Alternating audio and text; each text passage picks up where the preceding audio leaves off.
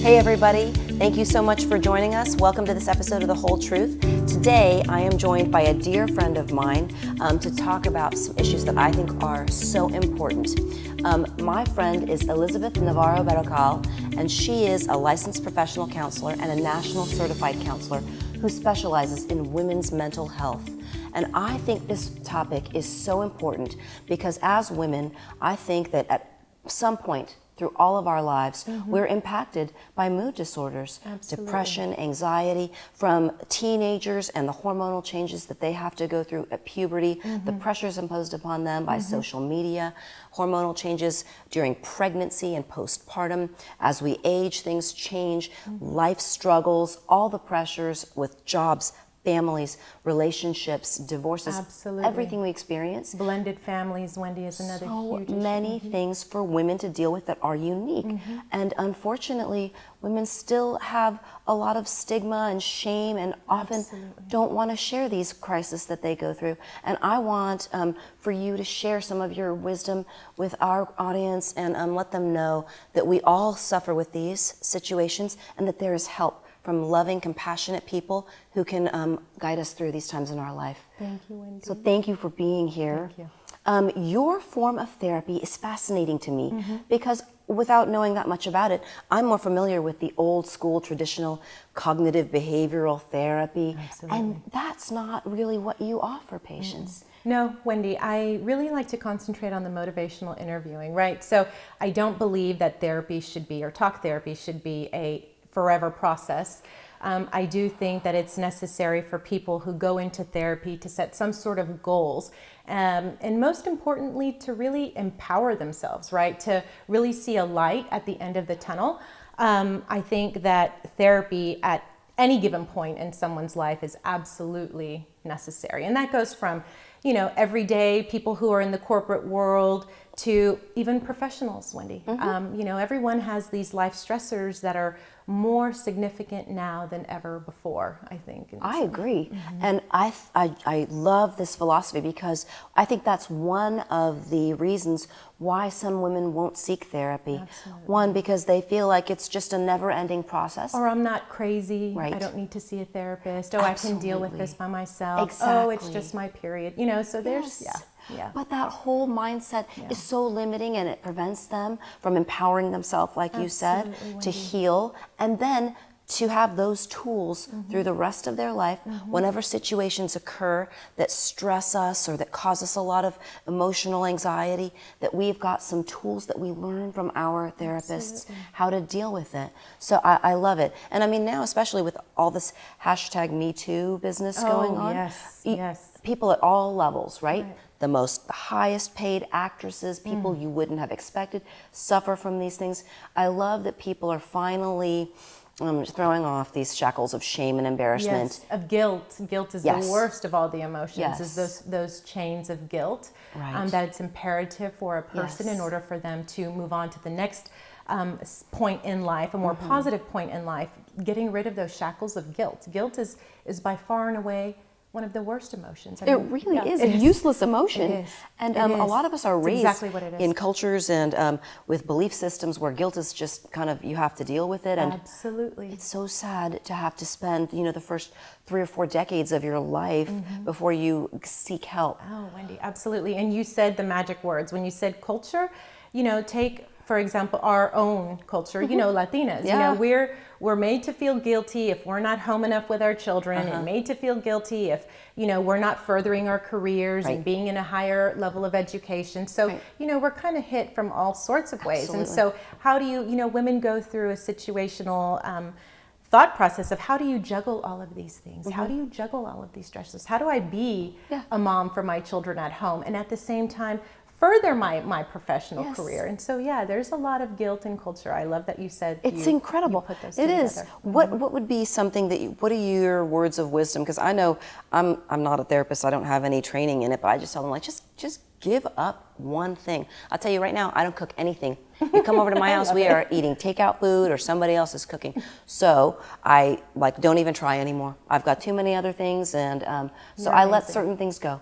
And I don't know if that's the right answer for them, I think at any point in any woman's life, at any given circumstance, I think there is no right answer, right? There, you do what works best for you. As long as your children are on a happy path, they have a great relationship with mom, with dad, I think that those are the most important things. Sometimes families, mothers, we just have to wing it. Absolutely. We have to wing it, you know. Yeah, the playbook isn't working, and so we have to make it up as we go along. You know, and the guilt that mom has to be home at 5 o'clock to have dinner cooking and ready to go so the children can eat by 6. You know, that's really kind of out the door in today's age. Yeah. Well, unfortunately, I think some of us still labor under that. Yeah, unfortunately. And it doesn't happen. And then after the kids get taken care of, then you've got husbands or boyfriends or relationships that have their needs, emotional, physical, whatever it is. And women just put themselves at the very bottom of the whole spectrum. Exactly. So they tend to suffer, and that wreaks havoc completely. So these emotional stressors manifest physically. Sometimes women will present with things like migraines or chronic fatigue or abdominal pain.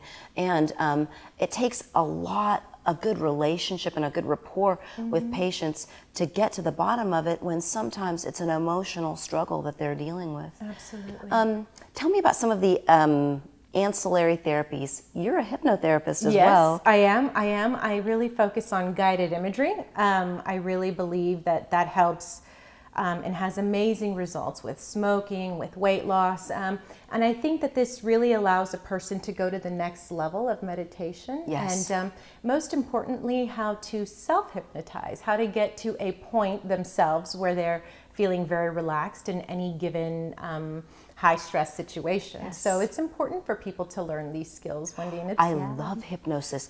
I've had one hypnotherapy session to work on something, and it was amazing. I felt like I did grow a little bit in the area I was working on, and it was the most refreshing hour that I had in months.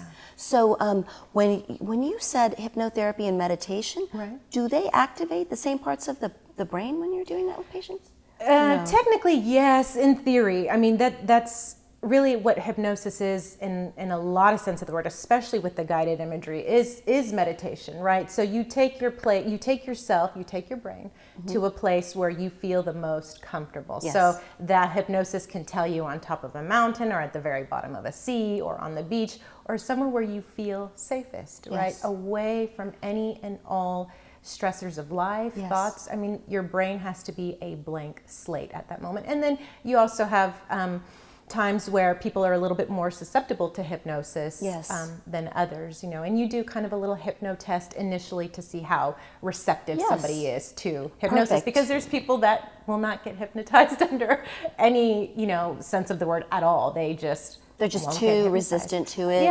Is it like an intentional block? Yes, absolutely. I think that's unfortunate.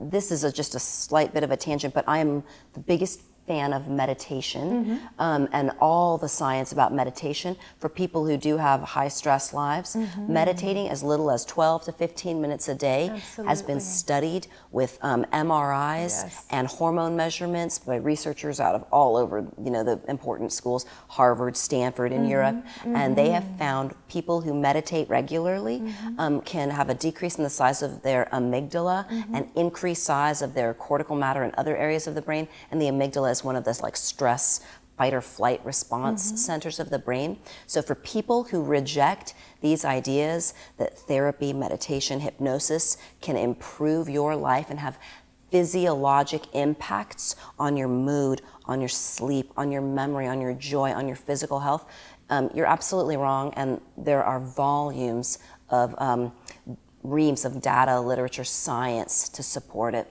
So I love that you incorporate these more holistic things. Absolutely. I think mental health has to be part of an integrative process, right? And you being a physician, you know better than anybody. It's you have to attack something in all aspects, right? You have to.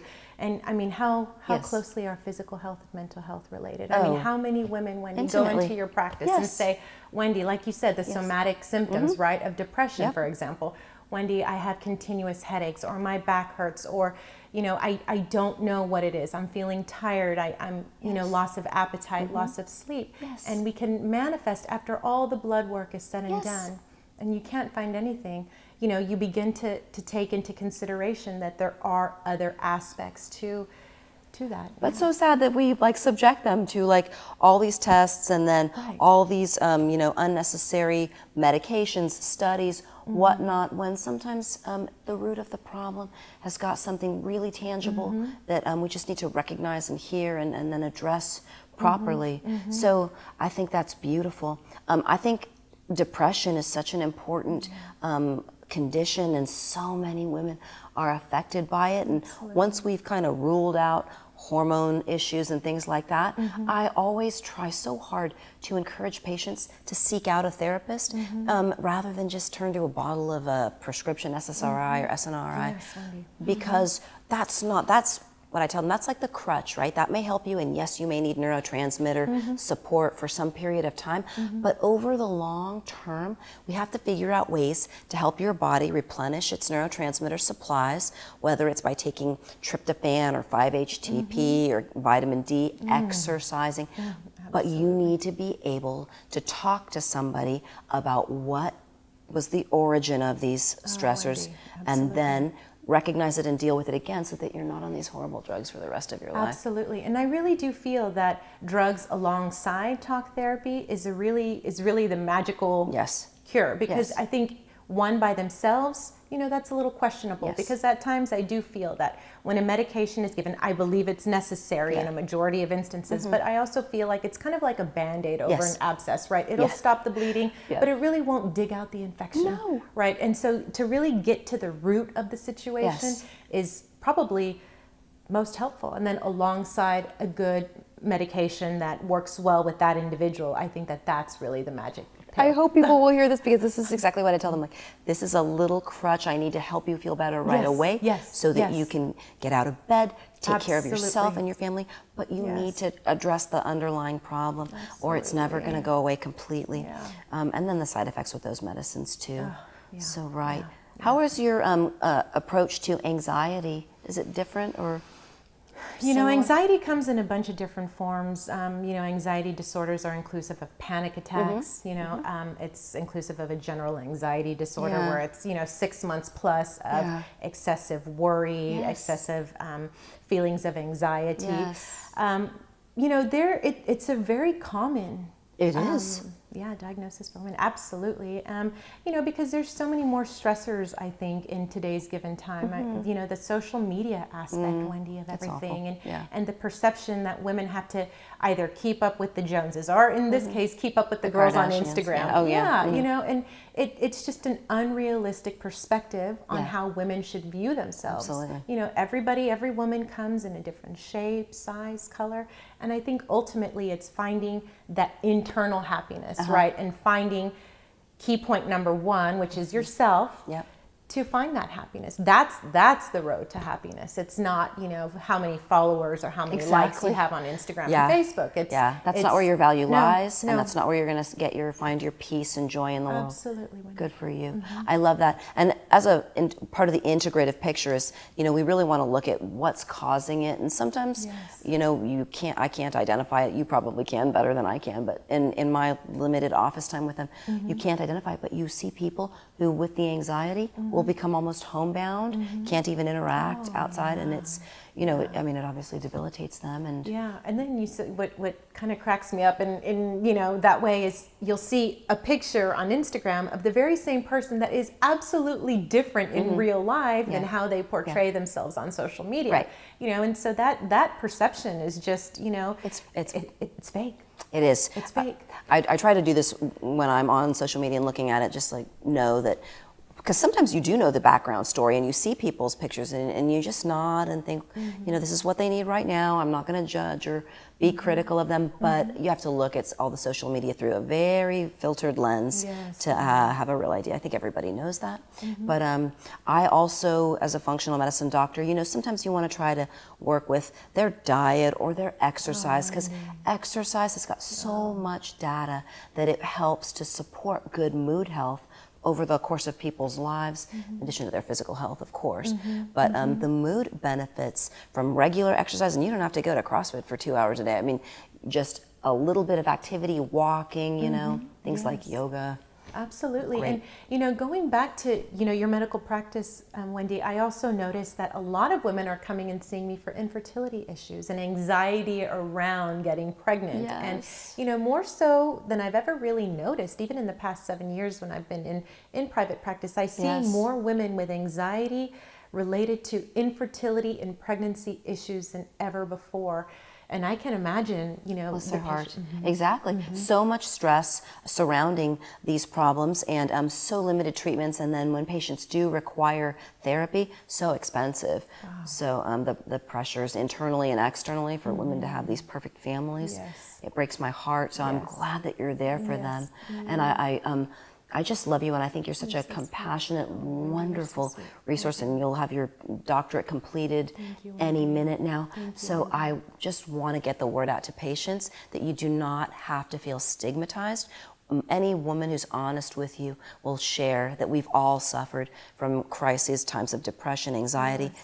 I mean, I'm the first one to admit that I've used antidepressant medications on occasion and felt that they were necessary. But for me, the whole goal was a brief period of time and then to come off them. Like, I don't need that crutch forever, but I need someone to hold my hand a little while, pull me up. Tell me the name of your new practice. Yes, it's called the Center for Women and Family.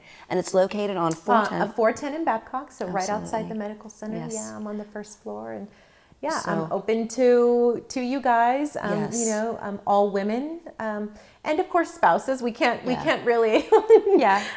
totally marginalize. They them. come along, right. But yes, they Yeah. can come along. As a spouse.